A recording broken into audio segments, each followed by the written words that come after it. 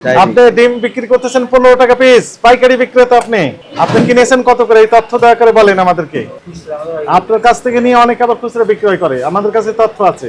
উনি আমাদেরকে জিজ্ঞাসাবাদে বলেছেন যে 15 টাকা করে বিক্রি, 60 টাকা বলেছেন, 60 টাকা হালি বিক্রি করছেন। চারটা দাম 60 টাকা হলে একটার দাম কয় টাকা হয়? 15 টাকা। উনি বলেছেন কিনা জিজ্ঞেস করেন। তাহলে 15 টাকা করে বিক্রি করছেন, আপনি পাইকারি বিক্রেতা।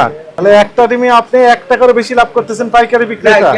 আমি 14 টাকা করে কিনে আনছি, দেখেন সেটি আছে। আমি এর কাছে যদি কারো কাছে আমরা বেশি 13 টাকা 40 পয়সা, 30 15 40 এভাবে বেশি। আর খুচরা বেচতেছি এখন 57 টাকা 56 টাকা। যারা বাইশে নেবে বড়গুলো এগুলো বেচতেছি 57 টাকা। যারা ছোট এগুলো কিনে দিতে চান এগুলো একটু কমাতে বেশি। আপনার মূল্য তালিকা কোথায়? আপনার মূল্য তালিকা কোথায় দেন দেখি, একটু দেখি আমরা। ওই যে গোপনে রেখেছেন ভিতরে, লেখেননি কিছু? লেখা আছে মূল্য তালিকায়? লেখি না মূল্য তালিকা। এই পারে আছে? নেই। তাহলে কিভাবে হলো? ট্রেড লাইসেন্স কি বলেছে দেখি কত সালে? কোন মালিককে? উনি মালিক। ট্রেড লাইসেন্স লেখা আছে সর্বশেষ, তার মানে 19 সালের জুন মাসে মেয়াদ শেষ হয়েছে। তার মানে আপনি ভ্যাট ট্যাক্সও দেন না। আর ডিম লাভ করতেছেন 1 টাকা কয় পয়সা? আপনি কি একটা ডিমে 1 টাকা লাভ করবেন? না, একটু তোমার 1 লাখ করতে পারি না তো। ডিমের ক্ষেত্রে আমাদের এই যে স্টাডি, তাতে করে 5 থেকে 7 হাত বদল হয়। একটা করে হাত যদি 1 টাকা করে লাভ করে, তাহলে 7 টাকা অটোমেটিক্যালি বেড়ে যায়। 1 টাকা করে লাভ করতে পারবেন না, এটা অনৈতিক। আমি দেখেন, আমি যদি 1 টাকা লাভ করে আনি, দেখেন আমার যে গাড়ি ভাড়াটা গেল। আপনি এত কথা বলেন কেন? আপনার যিনি ছিলেন উনি তো বলেন 15 টাকা করে বিক্রি করি। 15 টাকা হইতে পারে, বলবো যে খুচরা বলতে পারে, পাইকারি তো 15 টাকা 15 টাকা করে যাবে না। 1 টাকা করে লাভ করবেন, তাই বলে আপনি 1 টাকা 10 পয়সা লাভ করবেন? কেন স্যার, 1 টাকা কেন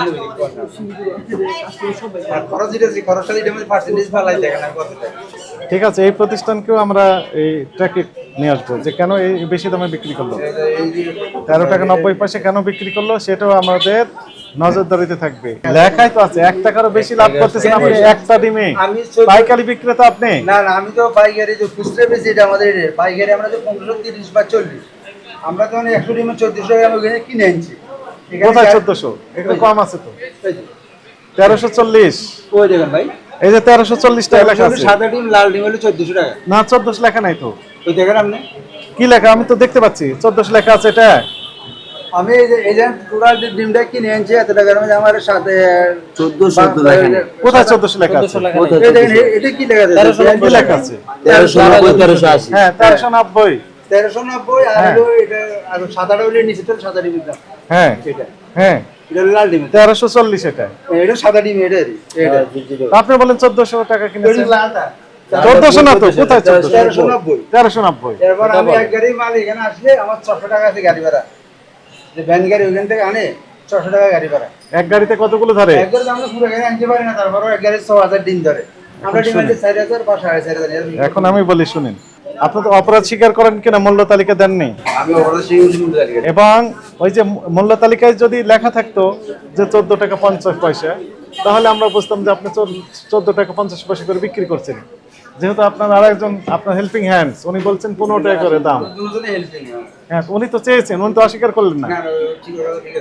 আপনাকে সতর্কতামূলক 10,000 টাকা জরিমানা আরোপ করা হলো। এখনো মূল্য তালিকা দেন।